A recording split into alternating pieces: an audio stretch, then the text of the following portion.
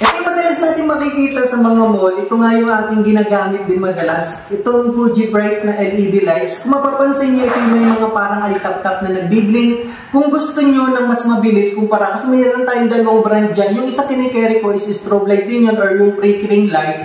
Pero ito, kung gusto nyo na mas mabilis yung spark, kung mapapansin nyo yung pagka-strobe light, ayan, I suggest mag-abi na lang kayo nito. Fuji Bright naman ito, 300 LED lights.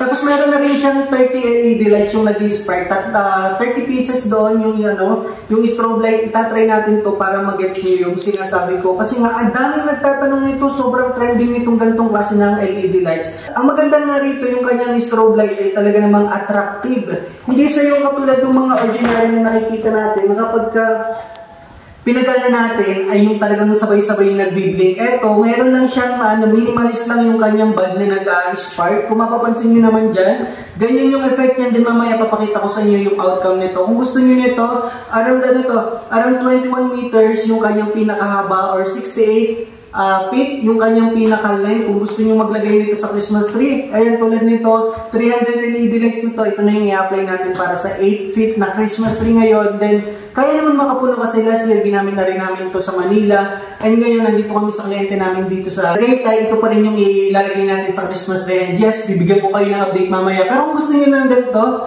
kung nakikita nyo naman dyan yung outcome natin, napakaganda, diba? Yung ating spark, okay na okay. Talaga namang mabilis yung kanyang pagka-spark. Yung tinatawag natin yung strobe light.